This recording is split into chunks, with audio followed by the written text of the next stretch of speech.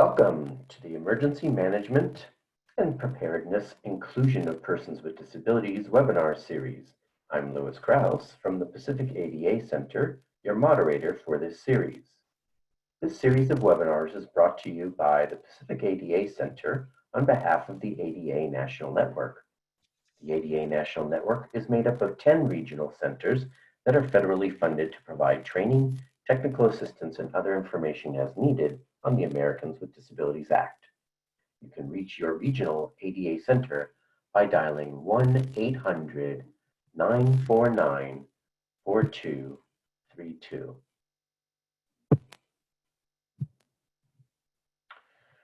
Real-time captioning is provided for this webinar. The caption screen can be accessed by choosing the CC icon in the meeting control bar at the bottom of your screen. To toggle that meeting control bar permanently on, press the Alt key once and then press the Alt key a second time. As always in our sessions, only the speakers will have audio. The audio is being broadcast through your computer. Make sure your speakers are turned on or your headphones are plugged in. You can adjust the sound by navigating to the audio settings on the bottom of the panel. And you can adjust the sound by sliding the bar left or right in the audio tab.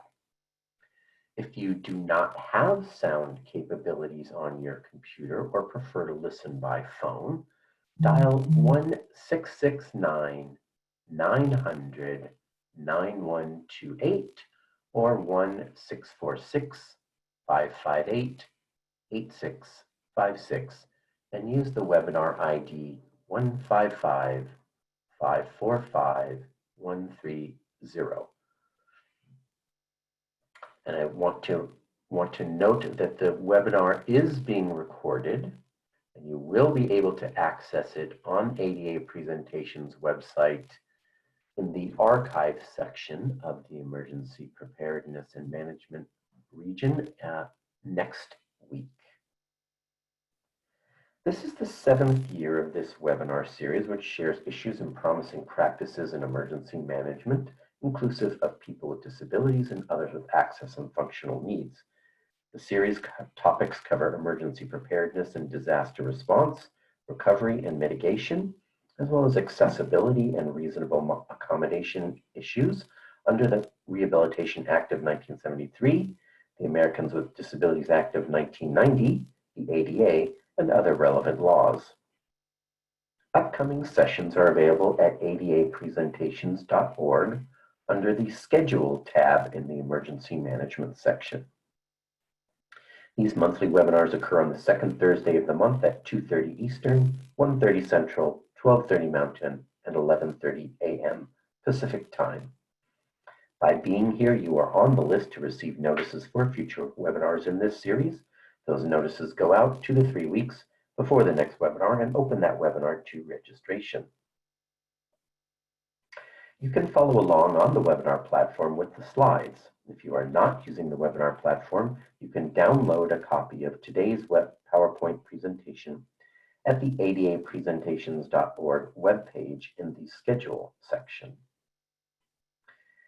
At the conclusion of today's presentation, there will be an opportunity for everyone to ask questions. You may submit your questions in the chat area within the web platform, and the speakers I will address them at the end of the session.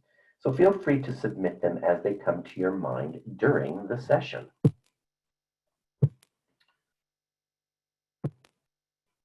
To submit your questions, type them in the chat text box area as shown on the screen, or press Alt-H and enter in the text in that chat area. If you are listening by phone and not logged into the webinar, you may ask your questions by emailing them to ADATech, that's ADATECH,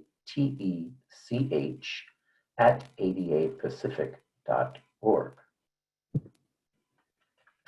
If you experience any technical difficulties during the webinar, you can send us a private chat message and type your comment in the text box and press enter. If you're using keyboards again, use Alt-H to access the chat box and and press enter. You can also email us at adatech@adapacific.org, or you can call us at 510-285-5600.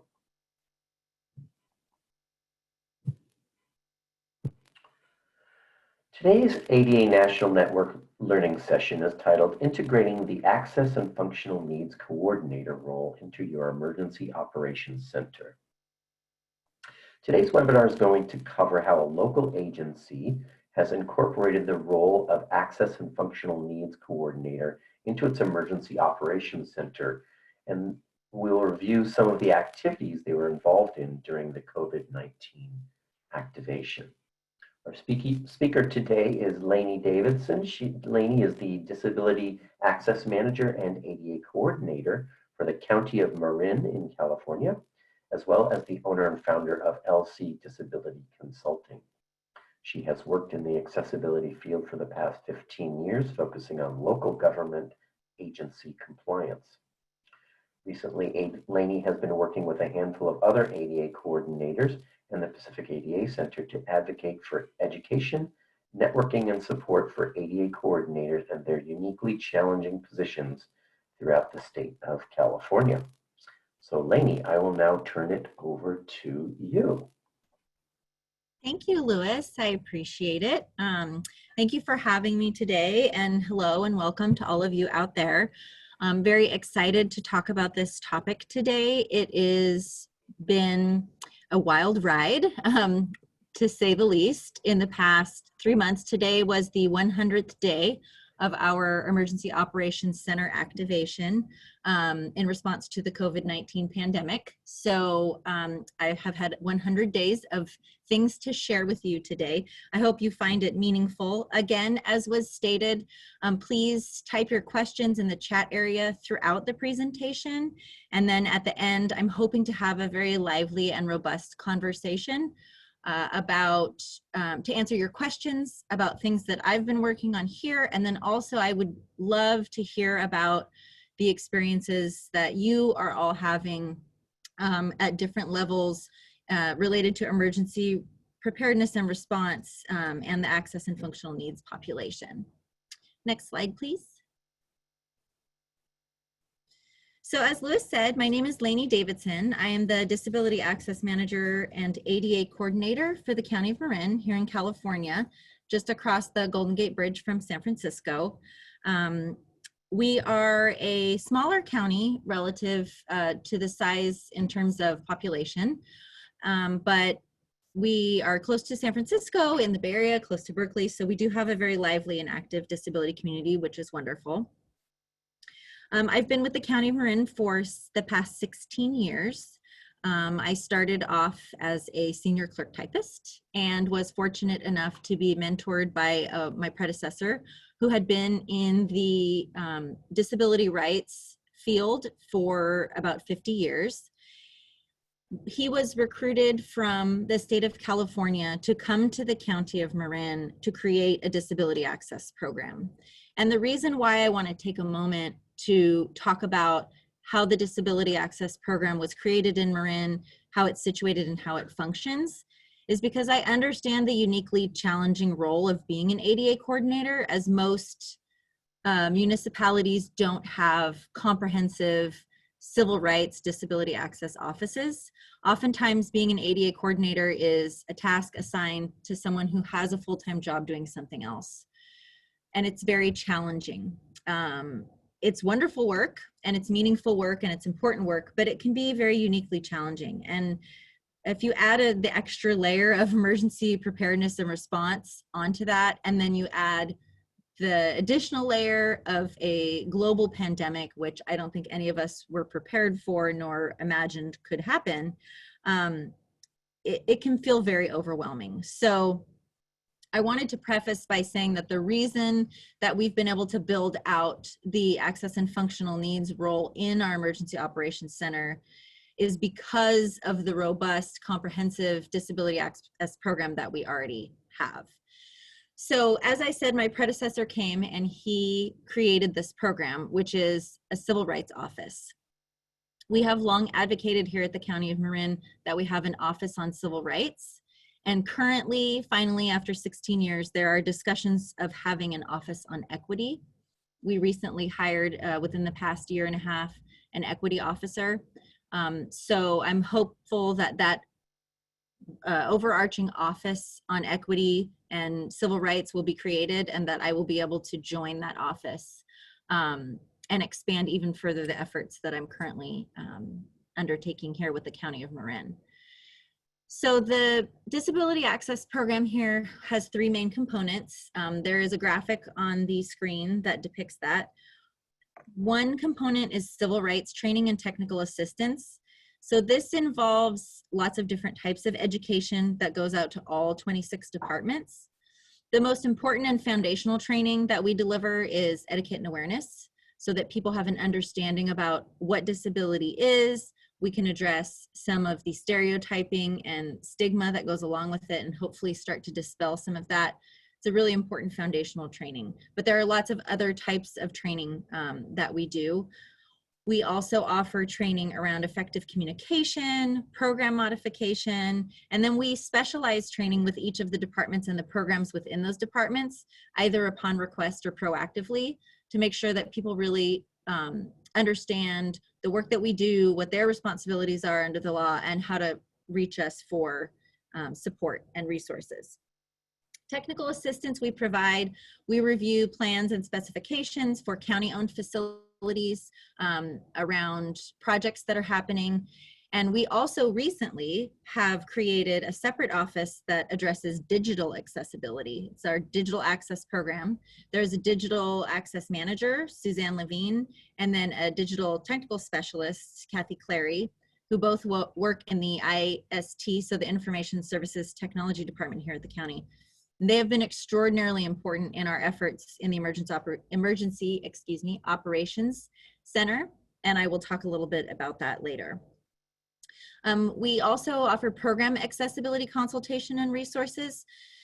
When most people think about accessibility in the municipal arena, they think about physical access or architectural accessibility. So it's really important to push out information about program access so that people understand that all program services and activities of the county have to be accessible to and usable by people with disabilities, including parks programs that they do for children during the summer, and so on and so forth. And then the final component is architectural and engineering accessibility plan reviews and site surveys.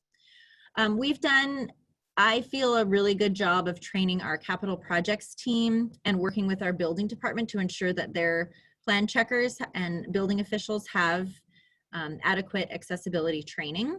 So a lot of that work has been able to be delegated down to those other divisions, but we're still very involved in doing etiquette and awareness training and specialized training as needed. And then again, as I stated before, any plans and specifications for county facilities get reviewed by our office. We also, through our capital improvement program, are allocated $1 million a year for transition plan barrier removal projects. That includes both county facilities and within the public right-of-way.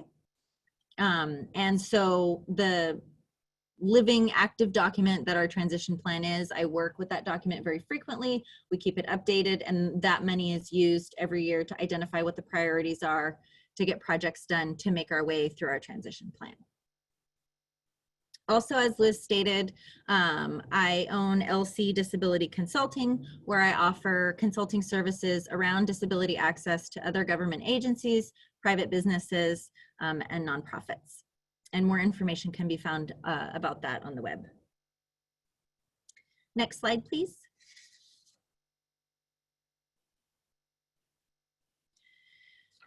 So to start, I think it's important to understand the definition of access and functional needs. This is a relatively new term to myself, maybe over the course of the past 7 years. It has become more prevalent.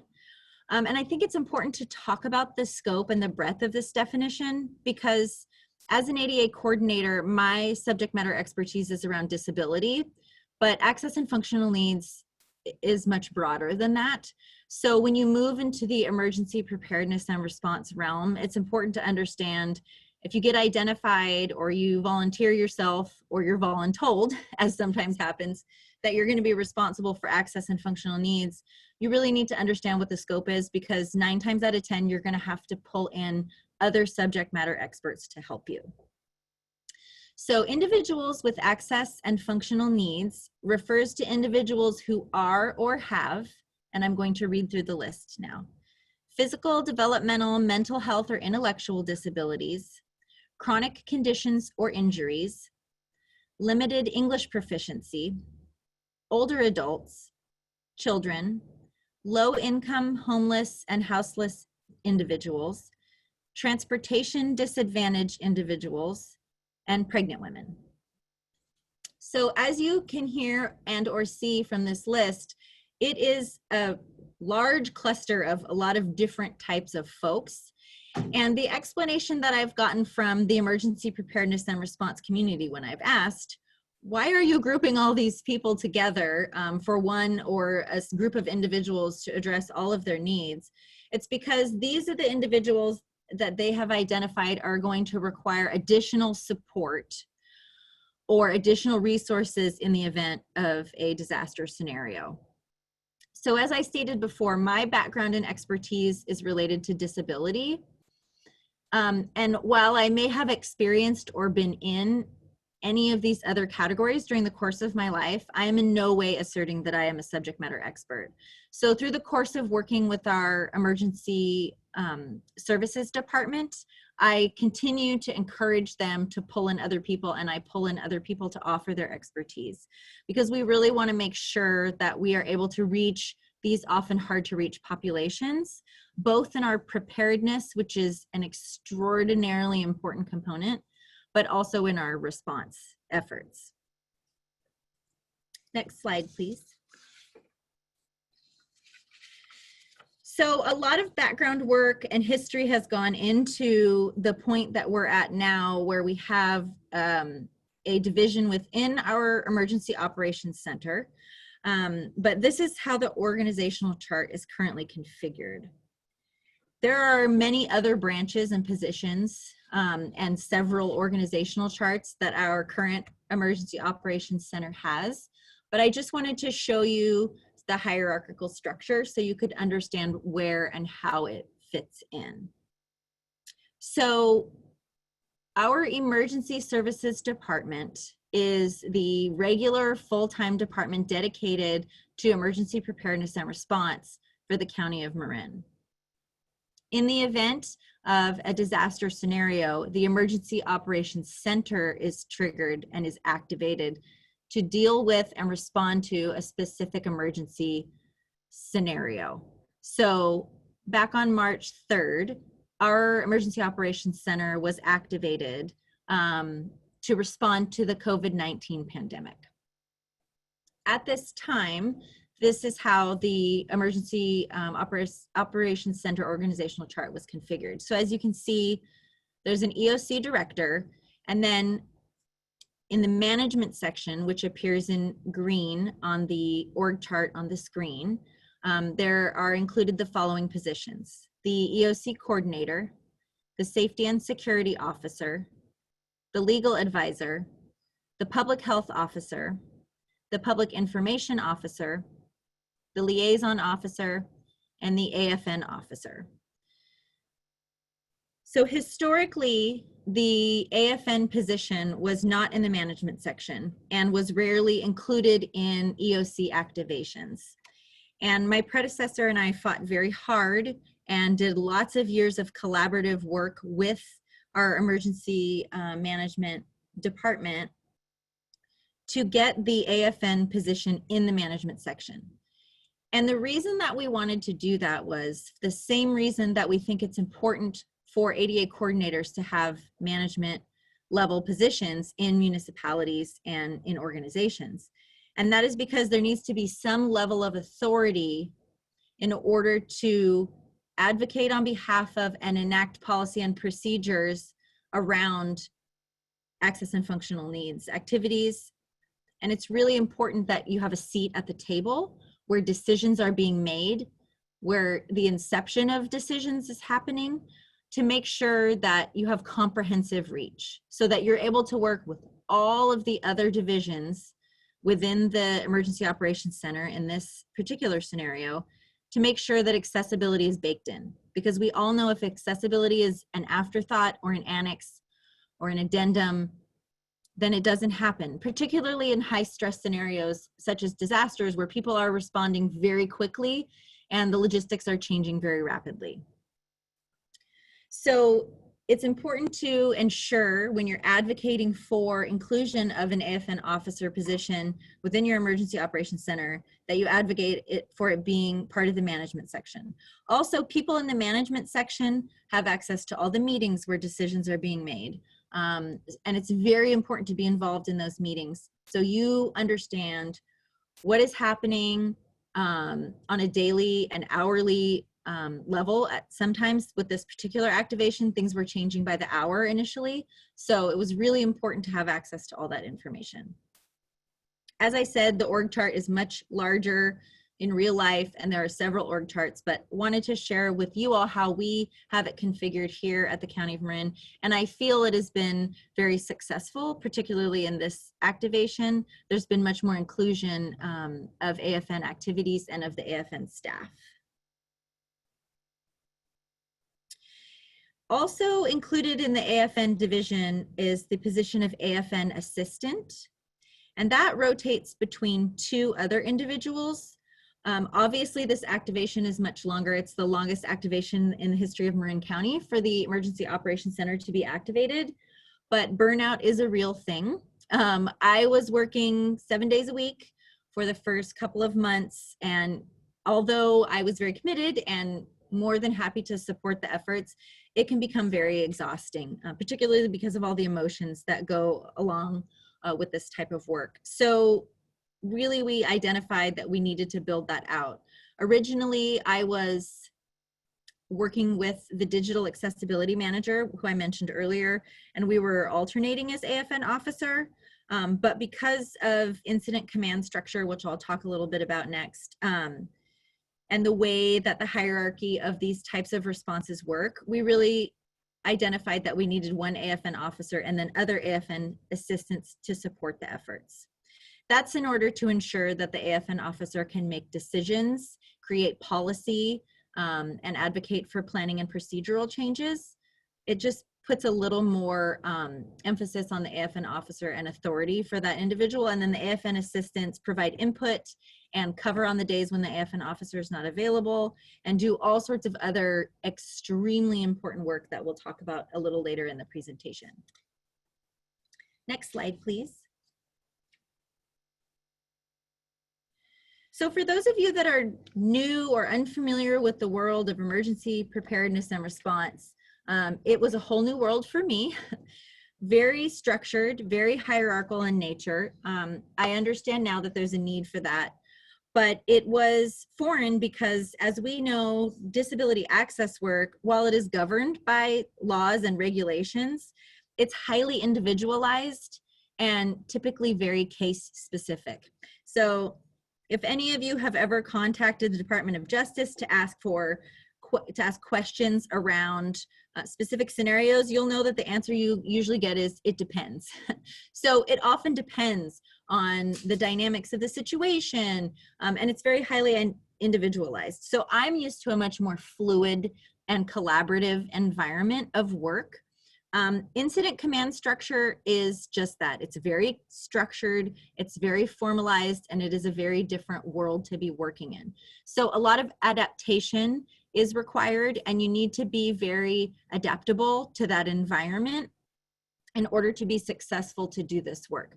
That's not to say that there's not a lot of collaboration that happens within that environment, but it's a different environment than I was used to operating in. So it took some acclimation on my part, and then also some work within that structure, some culture change work within that structure in order to work towards a more successful working relationship.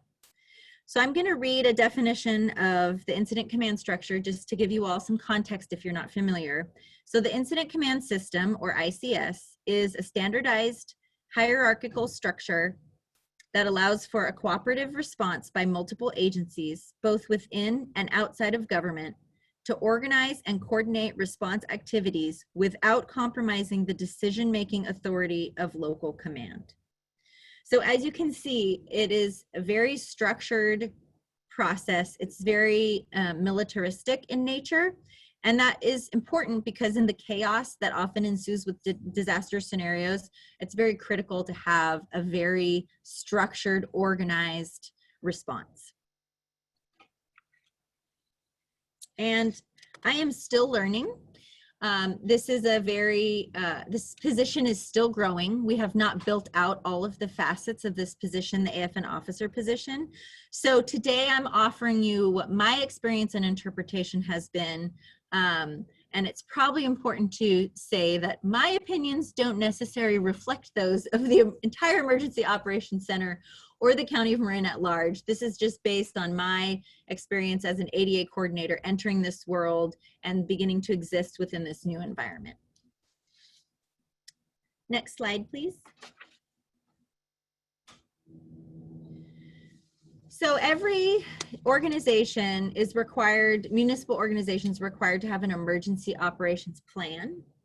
And this plan basically describes who will do what, when, with what resources, and by what authority, before, during, and immediately after an emergency. So this plan is the who, the what, the why, and the how. This is a very important plan. It is not a detailed action plan, but it is a broad, overarching plan that really sets the stage. Our emergency operations plan at the County of Marin was in the process of being updated at the time that the Emergency Operations Center was activated in response to the COVID-19 pandemic. Our current emergency operation plan was last updated in 2014. So while it included information saying that the county will respond to people with access and functional needs, and we will include people with access and functional needs, the how was not really beefed up. So we were working on building that out and identifying an action plan, a detailed action plan that would say specifically who will do what and how, what education needs to happen, what resources will be used, what agreements need to be put in place in advance. And really, as I said before, baking accessibility in at the time that the pandemic hit. So we sort of had to hit the ground running right away. What one of our EOC staff often says, it refers to it as building the plane while you're flying it. So it's a little bit of shaky ground, but I've been very, very happy and pleased with the way that the County of Marin has responded and has welcomed myself and my colleagues in to provide all that input and guidance related to people with access and functional needs. So I would encourage all of you to review and familiarize yourself with not only the emergency operations plan for your organization, but any plans, policies, and procedures that are related to emergency preparedness and response, so that you have a sense of how prepared the organization is to include people with disabilities and others with access and functional needs into those plans.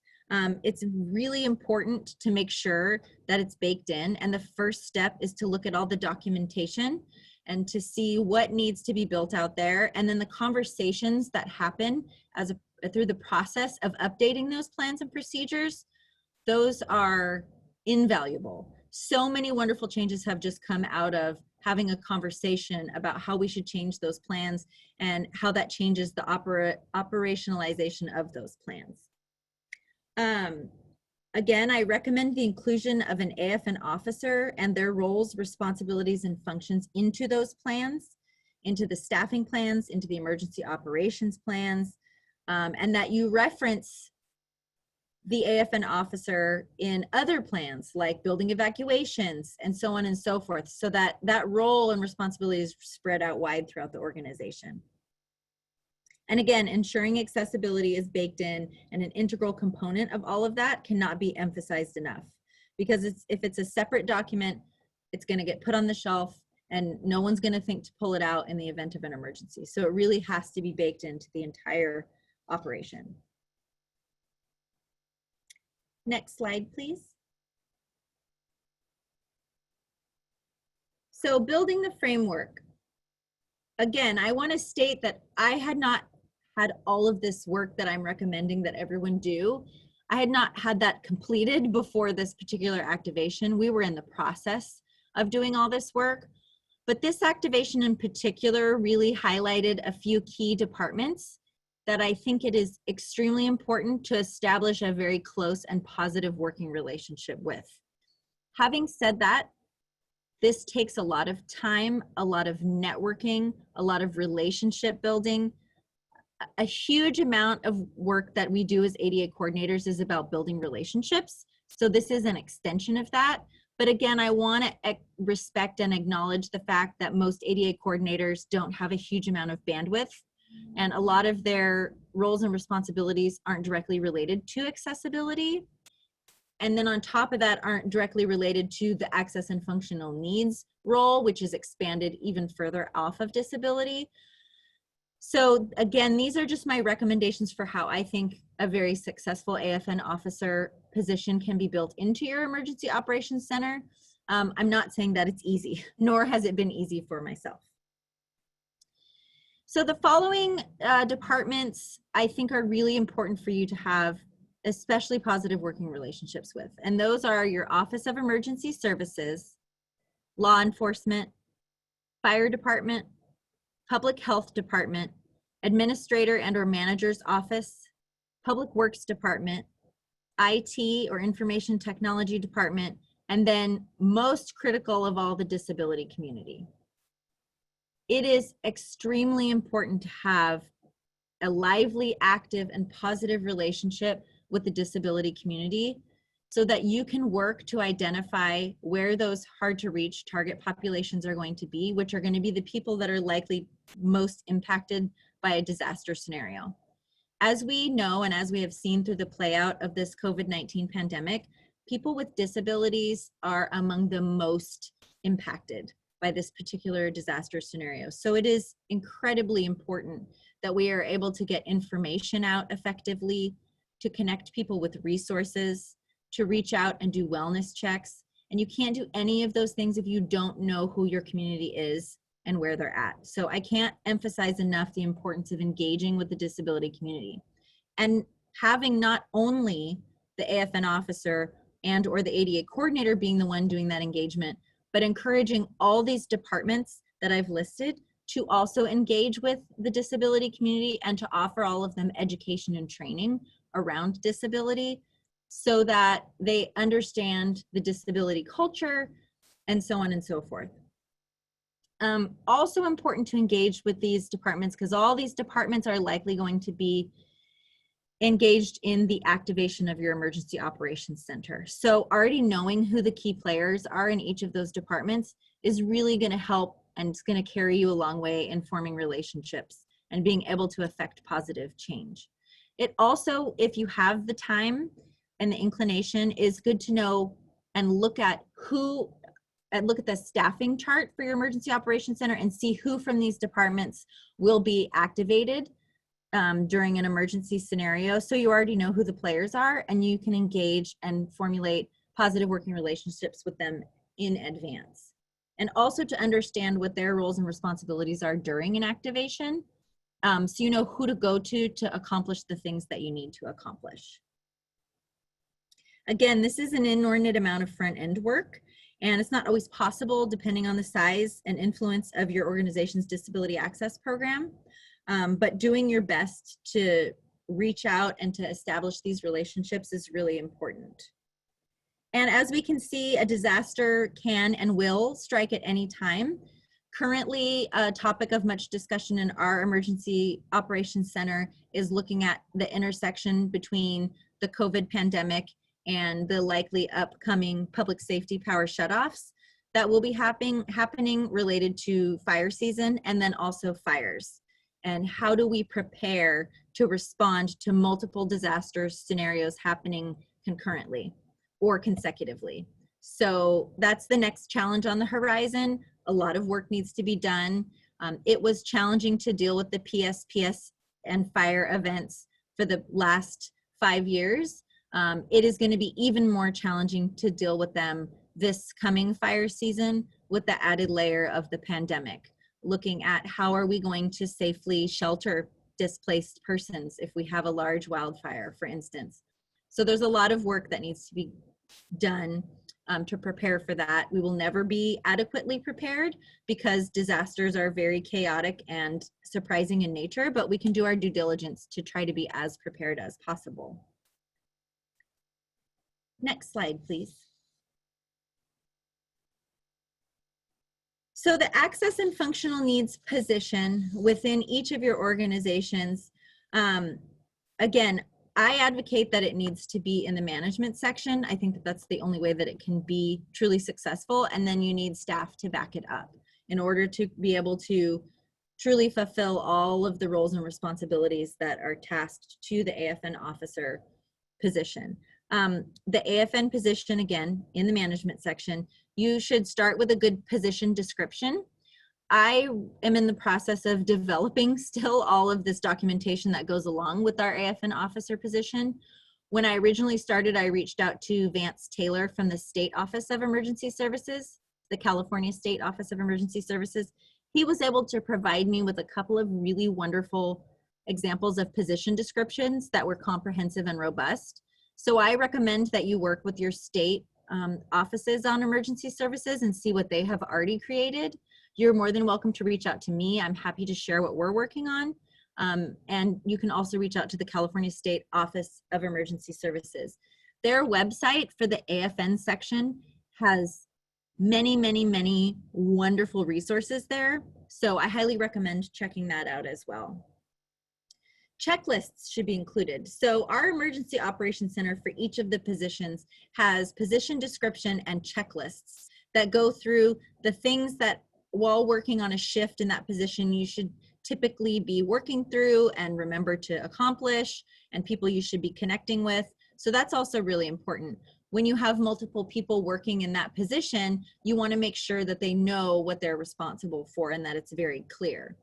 This activation has been unique because originally we were activated into the Emergency Operations Center, which is a actual physical location in our Emergency Services Department over in our Sheriff's Office building. As many of you probably read in the press, our Public Health Officer, Matt Willis, caught COVID-19 and was working in that Emergency Operations Center with all of us. So we then decentralized after that happened, after that outbreak happened in our Emergency Operations Center, and most of us began working remotely. So it's a bit of a different and even more challenging scenario now to be working remotely. It's much easier for all of those people from all of those departments that I listed on the previous screen to be in one room together. You can just get up and walk over and collaborate and have a conversation, and you overhear things happening. It's much easier to catch accessibility and other access and functional needs issues while they're happening while you are sharing physical space with people. It's been much more challenging as that has been decentralized, although we needed to for health concerns, to accomplish those things. So having positions, descriptions, and checklists, even more important when you're working in a decentralized scenario. Integration of AFN processes and procedures into other section operations. That has not been formalized yet in our Emergency Operations Center, although I work very well with the other section chiefs. They know about access and functional needs. I've worked with them outside of the Emergency Operations Center, so they know who I am. We already have positive working relationships. But one of the goals is to have, where necessary and appropriate, language built into the other processes and procedures and plans of the other sections related to access and functional needs, so that it's baked in again, so that it's just part of how business is being conducted on a daily basis when we're responding to disaster scenarios. Next slide, please. So as I mentioned earlier, our emergency operations plan was in the process of being updated when the COVID-19 pandemic hit and our Emergency Operations Center was activated. At the time, the position description for the access and functional needs role in the EOC was titled the AFN Advocate. For multiple reasons, I advocated for that title to be changed. No other position in the Emergency Operations Center was referred to as an advocate. They were all officers or chiefs or leads. And I felt like while advocacy is a really important component, it just watered down the position. It didn't have as much authority. And I really knew that for culture change to happen, people needed to understand and respect the importance of the access and functional needs role. So this position description is the one that currently exists, that is in the process of being updated, and I just want to read it to you very briefly. The Access and Functional Needs Advocate evaluates operations in the context of people with disabilities and access and functional needs, ensures that they receive adequate attention in planning and communications functions, and ensures that language and disability program access and physical accessibility issues are addressed at all levels of emergency response. So a pretty good and fairly comprehensive definition, but there were a lot of areas that I thought needed to be addressed. For instance, saying that it ensures that people receive adequate attention, that's a very subjective term. So a lot needs to be done. I really want to strengthen and build out this position description. And again, I reached out to my colleagues to see what they were doing, how strong their definitions were, to make sure that ours really ends up being very concrete and a very good, strong description that we all feel good about. Again, this description doesn't encompass all the functions that are detailed in the AFN definition, so really looking to build this out and make it more comprehensive. Next slide, please. So who do I, Laney Davidson from the County of Marin, think is the ideal candidate for the access and functional needs position? Again, remember, emergency activations can last quite a long time. In the instance of the wildfires, the EOC was activated 24 hours a day, 7 days a week. So there were people that needed to work night shifts. So just identifying and tagging one person to fulfill this role is going to be a disaster in and of itself. You really need to identify multiple people. Having said that, that's really difficult to do because it is a highly specialized skill set. So you're going to need to really think creatively about who can be tasked to fill this position. Obviously, the first recommendation would be the ADA coordinator for the organization, because that person likely is knowledgeable about disability access laws and regulations and can adequately fulfill that portion of the role. But as I said before, the ADA coordinator is often tasked to an individual that has another full-time job, and they may not have had access to all the resources and training they need in order to have a comprehensive knowledge of disability access laws, regulations, and a good relationship with the disability community. So who are some other people that we could pull in that would make the emergency response more robust and adequate? So another organizational employee or community partner with strong organizational knowledge. As I said, it's really important to understand how the organization works and who the players are in order to be successful in the Emergency Operations Center. So having another organizational employee is really important. I'm fortunate, as I said, to have Suzanne Levine, who is our digital accessibility manager, excuse me, to be able to have her work in the EOC as well. Although she was fairly new to the county, she still had been here long enough to know who the people are, and she has emergency response and EOC experience from her time with the city and county of San Francisco. So she also brought that to the table, which was really valuable. A community partner with strong organizational knowledge can be very helpful too. We also have a gentleman named Peter Mendoza, who works for the Marin Center for Independent Living. He supports the weekend functions for the emergency operations as the AFN assistant. Peter has been working with the County of Marin for decades.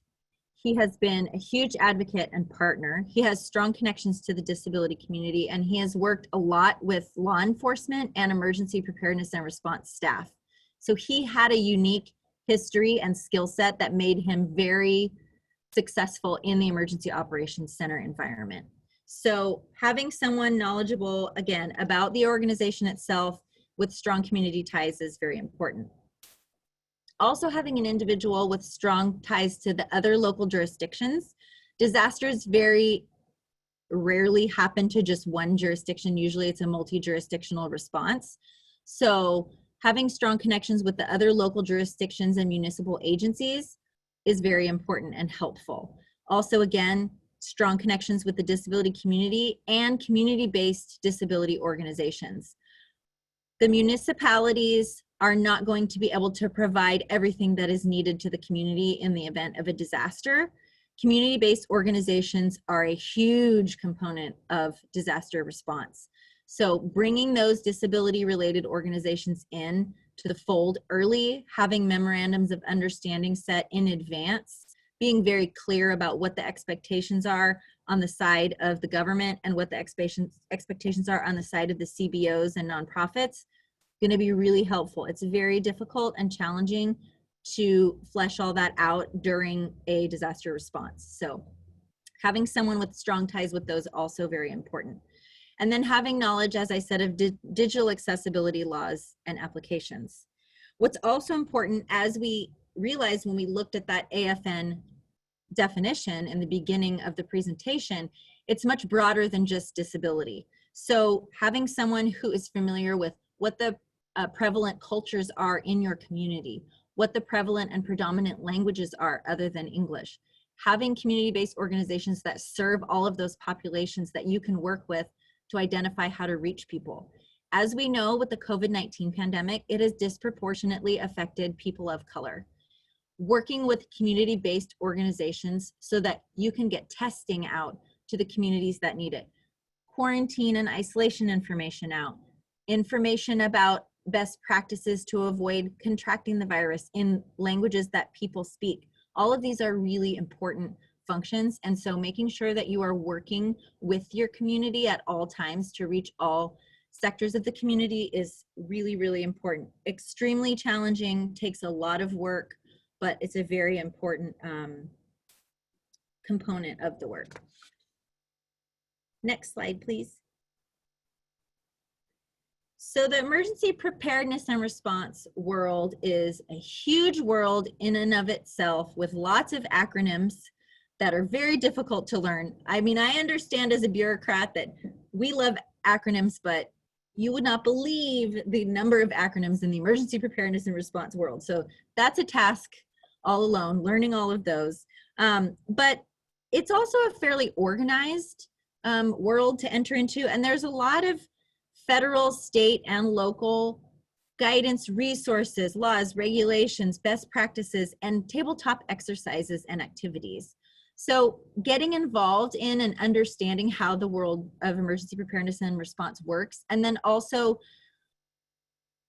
volunteering to participate in the different tabletop exercises before an activation are really going to help you understand how activations work, and also introduce people in that world, in that arena, to access and functional needs and disability-related concerns. So now is a wonderful time to start the conversation. We are all in the midst of responding to this pandemic. It is not going away.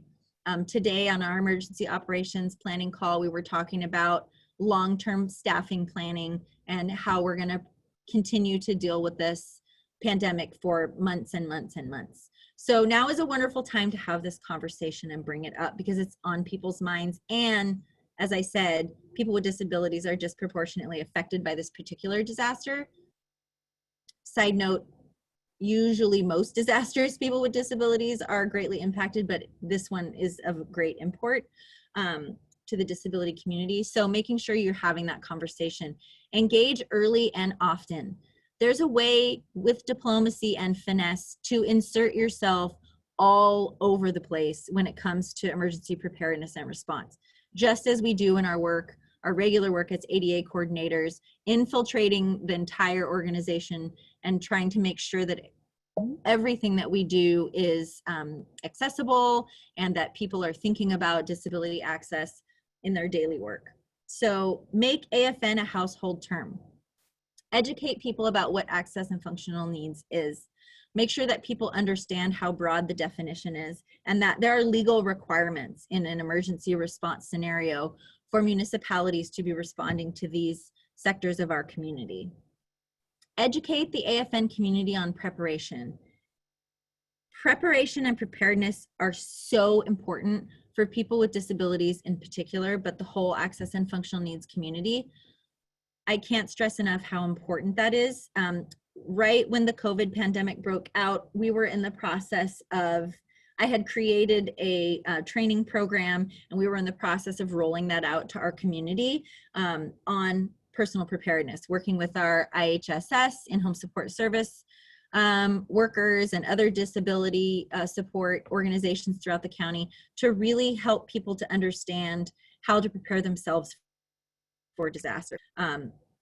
The response of local municipalities is scaled and is only as great as the individuals that they have working on it. So it's going to vary from jurisdiction to jurisdiction.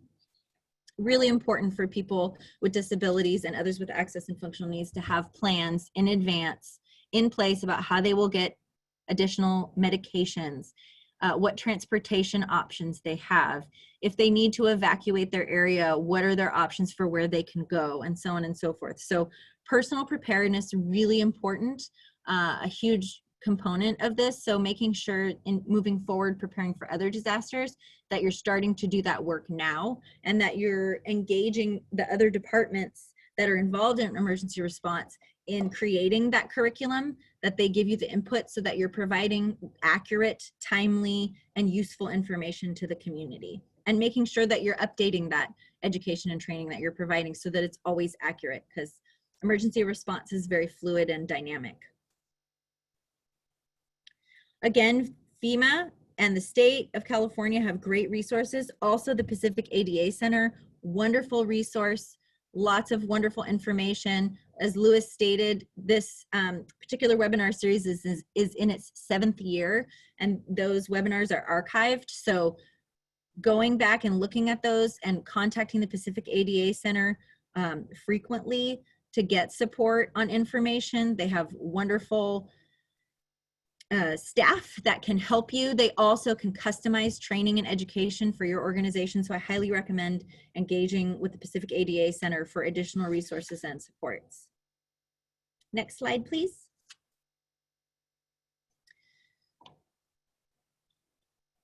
So now I just want to take a few minutes, because I do want to leave a lot of time for question and answer. Again, hopefully we have a lot of conversation, and I would love to hear from all of you about what activities you're engaged in or how your organizations are responding to the AFN community during this pandemic. There's lots of activities that we've been engaged in. These were the most prominent and time-consuming of those, so I wanted to share them with you all just so you get an idea of what things you might be pulled into if you are serving the AFN officer role in an emergency operations center. So executing contracts and securing services. So these include services such as American Sign Language, CDI interpreters, CART captioning, and language translation for documents and events. At the time that I was activated into our emergency operations center, I contacted the ASL interpretation vendor that we had an existing contract with to identify how we could get interpreters for our town halls and press conferences and so on and so forth. And they told me that they were not able to support our organization during this particular activation for those services. So basically they told me they could not help us. They could not provide interpreters. Their interpreters were not trained to provide this type of support at this time.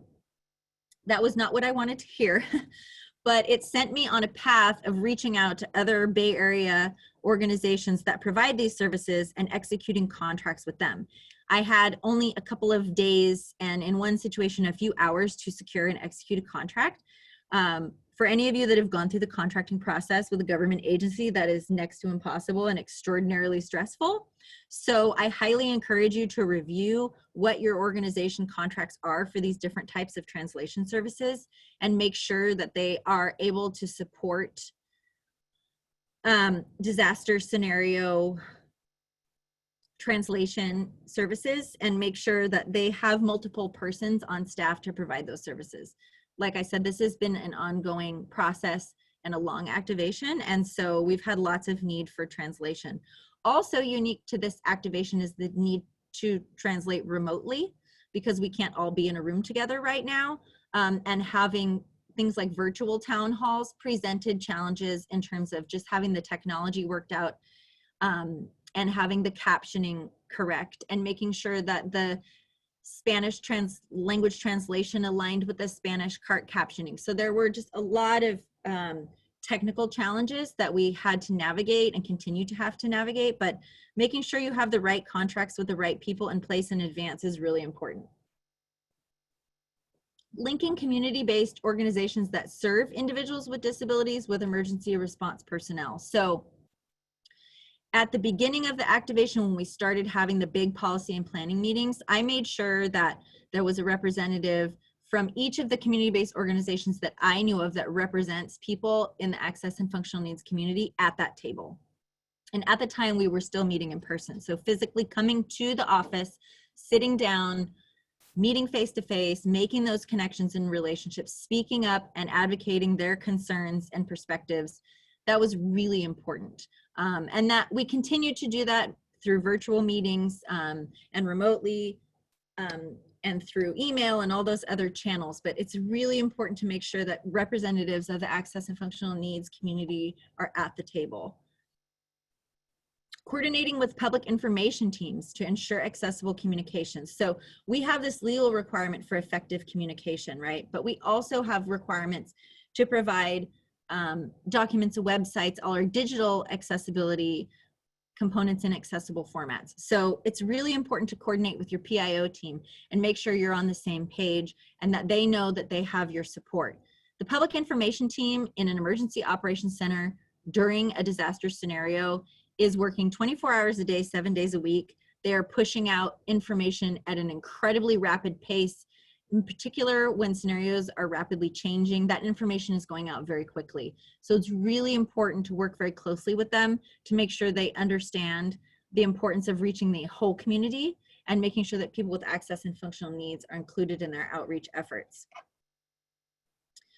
Coordinating with human resources and information technology to ensure digital formats are accessible to employees with disabilities and the public. So another phase that we've moved into is our work lives have become very virtual and very technology based. So you might be pulled into the world of making sure that these formats are accessible to employees with disabilities also. And as we come back into offices, we're in phase 2 opening right now in the County of Marin. So some people are starting to come back into the office and work from the office. And we're looking at having things like hand sanitizer and wipes available, making sure that those are all in accessible spaces, that people have access to them, that they're mounted at accessible heights and so on and so forth. So there's all of this accessibility related stuff that goes along with our internal operations as well as our external operations that are unique to this particular emergency response to the pandemic, but something to think about and something that I myself and the digital accessibility manager have been pulled into time and again as we start opening things back up. Next slide, please. So coordinating with other departments to ensure that their policies and procedures are accessible. So for instance, one thing that happened was the public health officer in our shelter-in-place order closed all of our county parks to the public. And when we started reopening them, it was you could access your local parks and open spaces that were in your neighborhood that you could walk to. But we had to work with the public health officer to build an exception into that public health order to allow people with disabilities that because of the functional limitations of their disabilities, they weren't not able to walk, that they could drive and have access to parking at their local parks and open spaces. Then we had to work with the parks and sheriff's staff to identify representatives from each of those departments that would work with the public when people had requests so that they could access those particular parks. And if for whatever reason they couldn't because of safety and health concerns, the staff from the parks and open space department worked with members of the public to identify other similar activities in their area that they could participate in.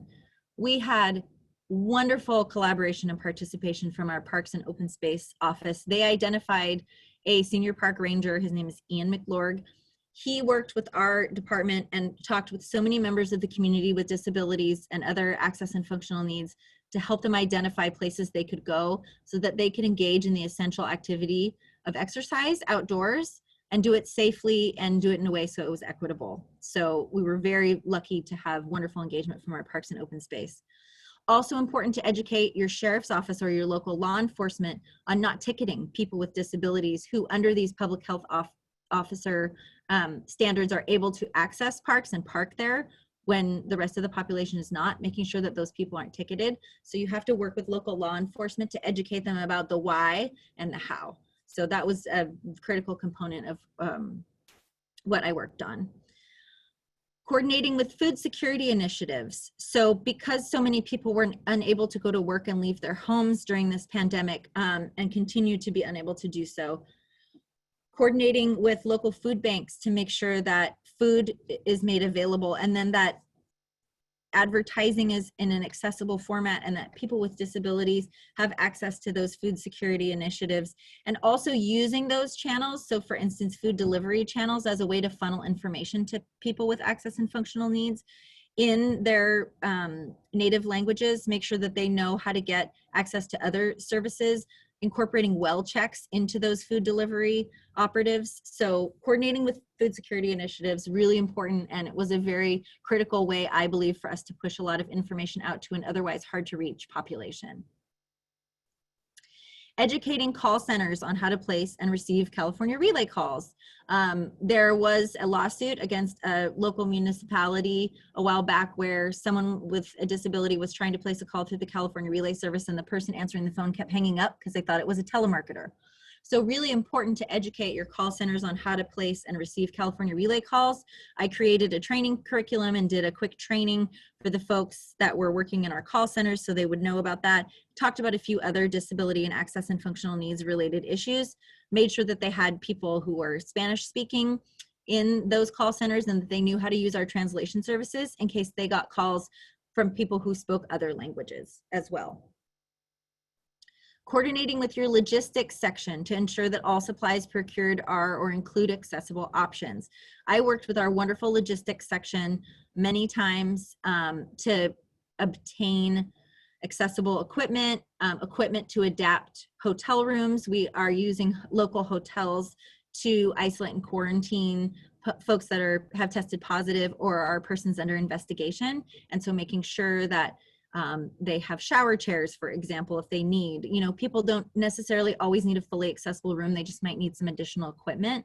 So having your logistics team aware of the needs of people with disabilities and others with access and functional needs is very important, and it's really going to help your efforts function much more smoothly. Next slide, please.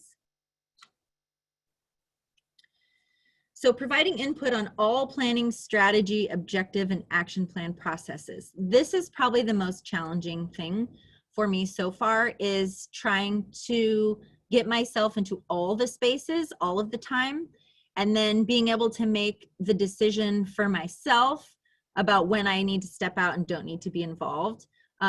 It is very hard in a hierarchical environment to have that happen when you're seen as an outsider. So even though I work with wonderful people who are very collaborative, it took a lot of active culture change to get myself into all those spaces. But it's really important to make sure that accessibility is baked in, and the way to do that is to get a seat at the table. So that takes a lot of strategy and a lot of finesse and a lot of diplomatic efforts to get that to happen.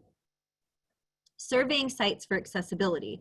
So temporary housing, sheltering, temporary work sites, testing sites, all of these need to be accessible. So having someone with knowledge of architectural accessibility laws and regulations, really important. I highly recommend, and I'm working on having a CASP certified individual, having a contract with a CASP certified individual to send them out to do all of these surveys. Really important, and would be very helpful to have reports so that we know what modifications need to be made in order to make things functionally accessible for our use. Coordinating with medical surge planners and identifying methods for obtaining durable medical equipment and medications. So I began this work back in the fires of 2017, the work in practice, because we had opened a shelter in Marin County that was an overflow from Sonoma County shelters, and we had lots of people come to that shelter that Spanish was their first language, that were people with disabilities, and that evacuated their homes and didn't have time to grab anything. So they didn't have their medication refills, they didn't have their walkers and wheelchairs, and we really honestly scrambled to pull all that together. We did a great job, we have a great team, but coordinating in advance to make sure that you know how you're going to get these things, where you're going to get them, who's going to pay for them, if you can get donations, what you're going to do with all this equipment if you're left with it afterwards. These were all challenges that we faced and efforts that we continue to build out now in the current response. The Marin Center for Independent Living has been extremely supportive and wonderfully helpful. So I can encourage enough for you to connect with your local independent living centers and ensure that you know who works there and support each other. They're going to be a great way to connect with the disability community during a disaster and before a disaster when you want to do training and outreach. They've just been wonderful partners. And they also have helped us in identifying how to obtain durable medical equipment and medications and what avenues to go through. So they've been really helpful. So I can't emphasize enough the importance of having a good relationship with the local CILs. Next slide, please. So a lot of work has been done and I'm tired, but I have lots of energy to keep going. But there's so much work still to be done. Much of what I've covered today and spoken about has been what we're in the midst of creating and what I would like to see created, but all that still needs to be done. I'm very proud of the team that I have here at the County of Marin. I have a wonderful disability access specialist named Rafael Telez that was amazing and was actually hired and started work 2 weeks after I was activated into the Emergency Operations Center. So we didn't even work in the office together for the first few months of his employment in that position, but he's been amazingly supportive. And so I really think you need lots of support and you need a good team to get this done. And if you are a party of one and an ADA coordinator of one in your organization, don't lose heart. You can form relationships and identify allies in other departments that will have their heart in this work and that will support you and that will encourage you. So don't be discouraged, but just keep fighting the good fight and working on every day, taking another step towards having a really robust access and functional needs position and office within your Emergency Operations Center. So what we still need to do here, some of the big chunks of work that I still need to do are policy and procedure creation and changes. So writing lots of high-level policy and having it adopted by the board and the various departments and programs to make sure that AFN is built in. Procedure creation and changes. Every day something new comes up and I have to figure out how we're going to get it done. So when things slow down and when this activation ends, making sure that we're documenting all that and putting those procedures into place. Culture change is still needed. Culture change work is never done. There's still a lot to be done and worked on, and the envelope still needs to be pushed around disability and others with access and functional needs. So all that work needs to happen still. Infrastructure of the position, the AFN position, still needs to be built out.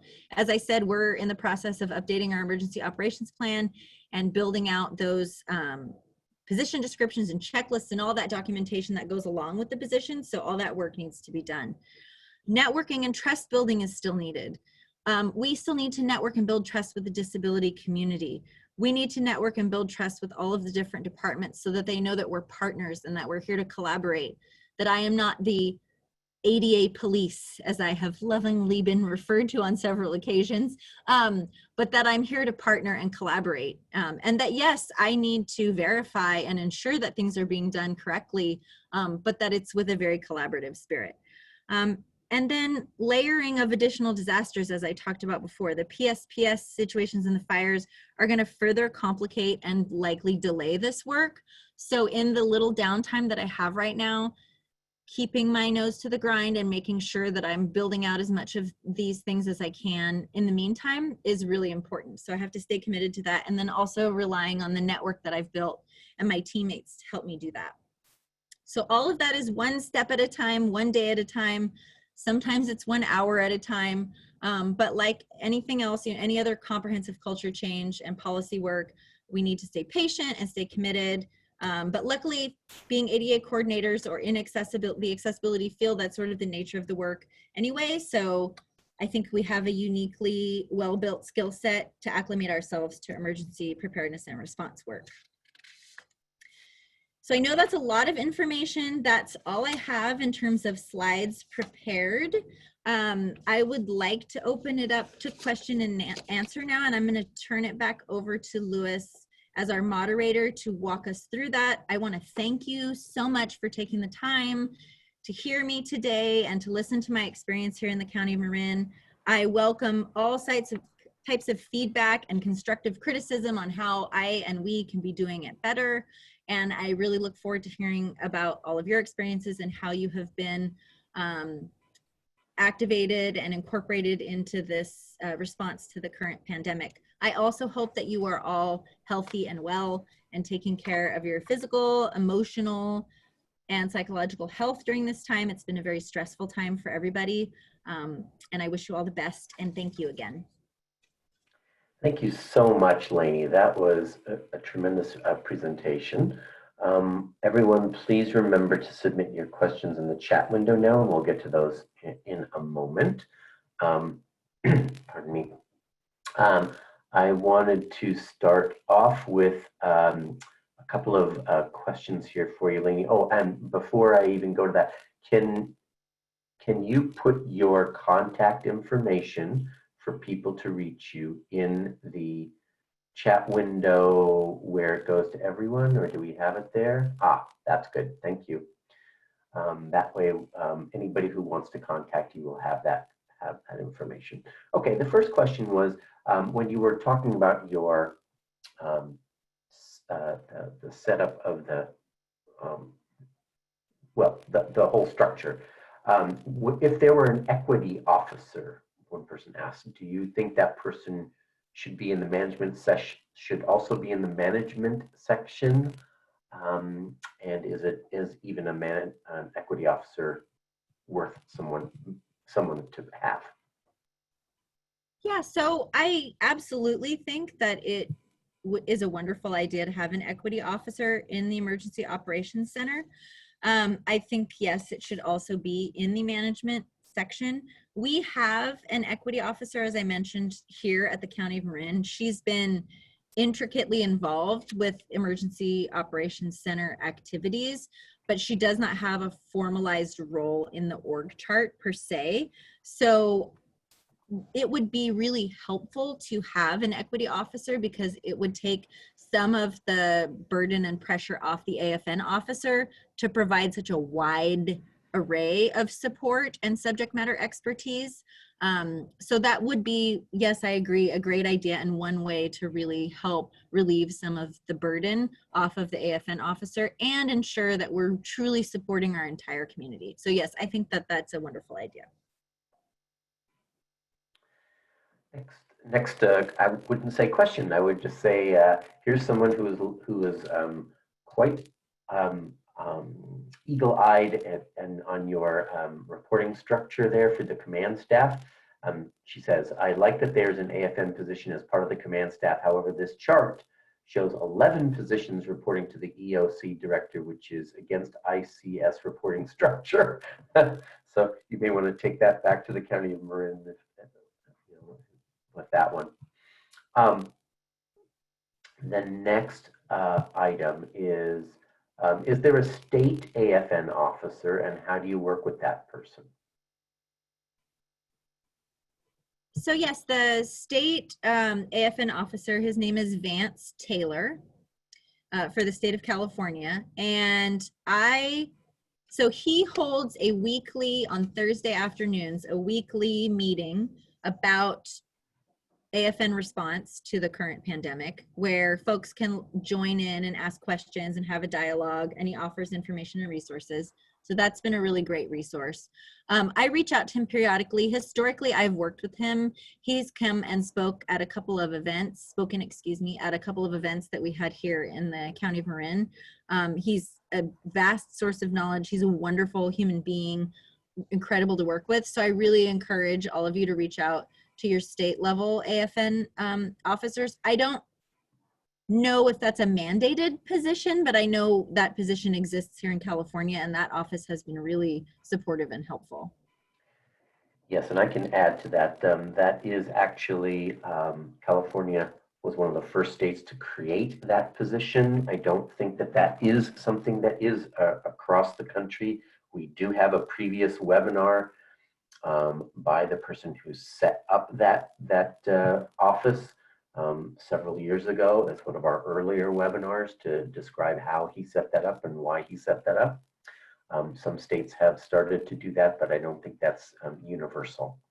But you may be able to find somebody else in the state OES structure that would be able to be someone you can bounce ideas off of. Next question for you. Can the position descriptions and checklists be shared? So as I said, we are still in the process of building out our position descriptions and checklists for the AFN officer. I did reach out to Vance Taylor again, as I mentioned before, from the state to get theirs, and theirs are finalized. So I would recommend reaching out to them to get finalized, and then at which time ours are finalized, I believe that I'm able to share them because of advice from our county council. They don't want a lot of draft items related to the EOC being shared, but as soon as I get the green light from them, I'm more than happy to push that stuff out through our California Network of ADA Coordinators group, which is hosted by the Pacific ADA Center, and then that could be made available by them if you're not part of that California group. All right, next item. This is the Northern California Coast Region for the American Red Cross person. Liz Dietz wanted to make sure that she connected with you. Liz, Laney's information is there on the screen. Laney, your information for Liz is in the chat if you'd like. Another comment from someone: it's gratifying to hear that the issues the presenter is highlighting with newness of this position, building the plane while we're flying it, and the disconnect of virtual EOC collaboration are all things that others are experiencing too. Makes me feel like I am not alone. Next question.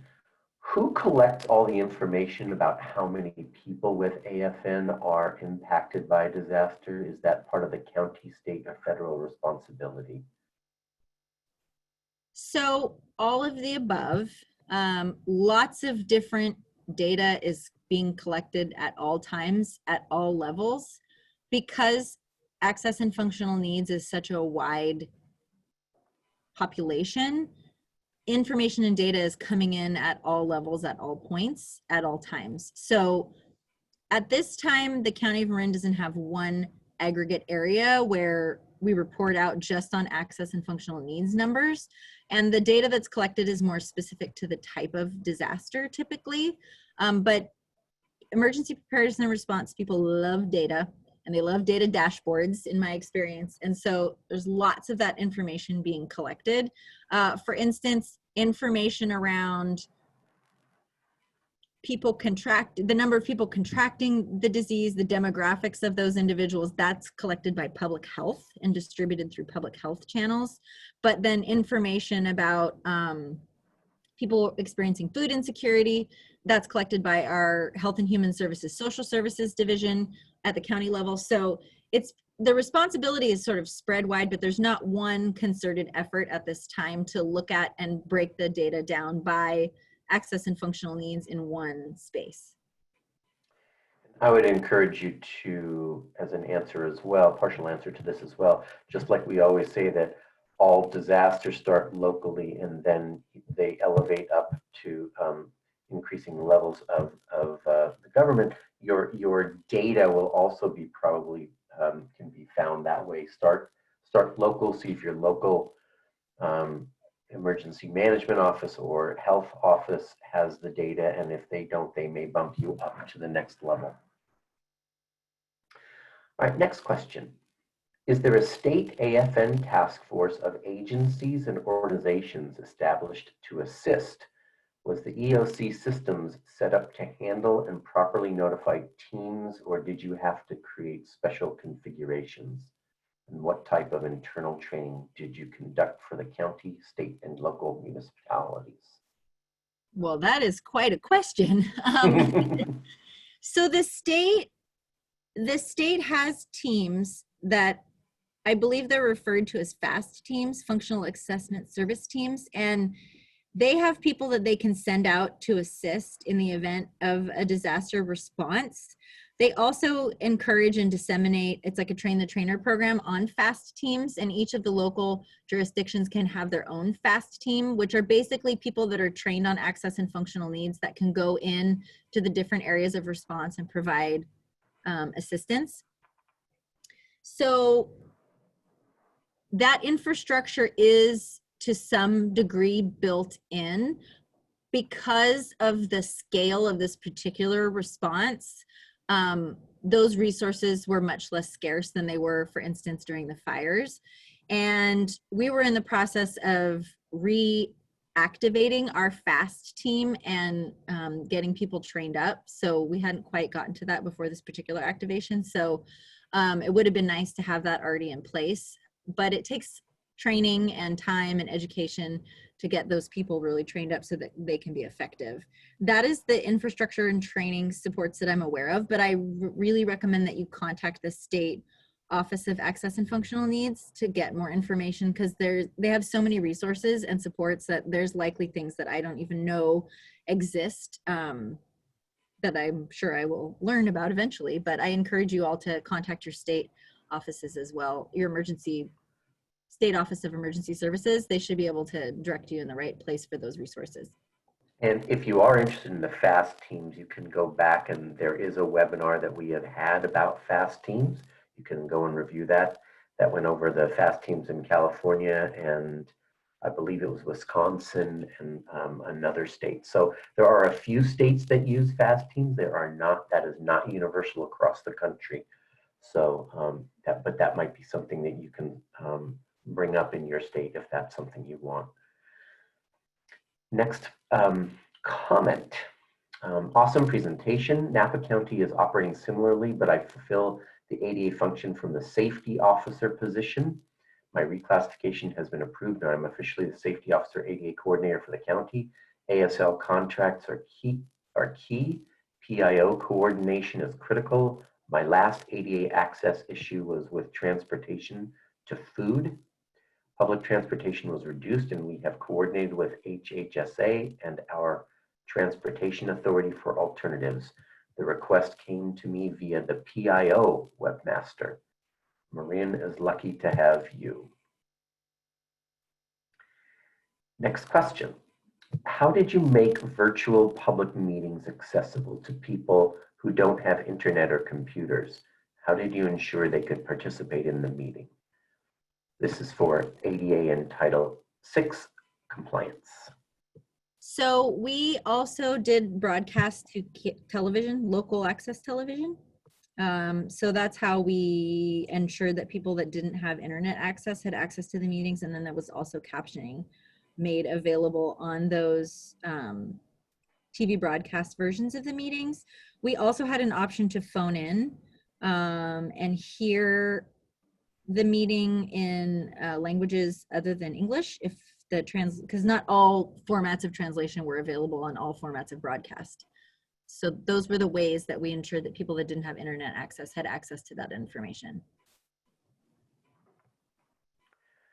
Okay, Laney, I'm scrolling through here, but I'm finding it hard to find questions because so many people are saying fantastic presentation, excellent presentation. So if you'd like, you should really look through the chat and enjoy how many people really enjoyed your presentation. Here's one question for you. how would I find out who my ADA coordinator is for the Tri-Valley area? So each agency that has 50 or more employees is under Title II required to have an ADA coordinator. So each organization should have their own. That doesn't mean that they all do or that they're adequately staffed. So it's by city, town, county, organization, so on and so forth. So I would start at the local level of whatever jurisdiction you or your organization is in, and start there and move out. Likewise, you can contact the state and see if they have information on who is in that area. Also, the Pacific ADA Center on their webpage under ADA Coordinator Resources, we have been working on developing a list of all the ADA coordinators for all the counties, cities, and towns in the state of California. It's a always expanding list, but there's a lot of people with their contact information listed on there, so you could try those lists as well. Or give us a call at 1-800-949-4232 in California or Nevada, Arizona, Hawaii, and we would be able to tell you about what we know about ADA coordinators.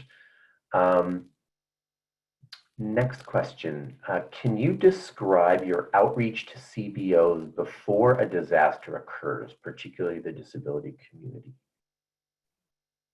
Sure. So having a disability access advisory committee or some type of disability access council that meets to discuss issues that are relevant to the disability community coming out of or into the local agency is really important.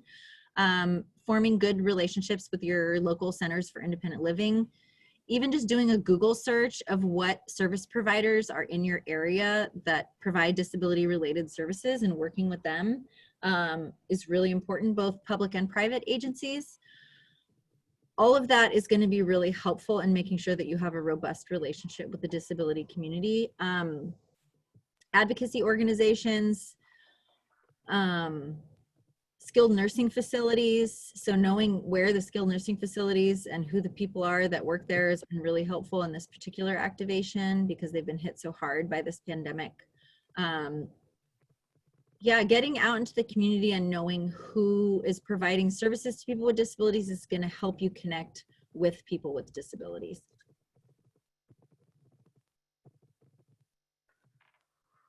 Okay, next question. I've been at the Alameda County EOC for 61 days, and I just want to say this was awesome. Any comments or relationships with VOAD, Voluntary Organizations Active in Disaster, or comments about that?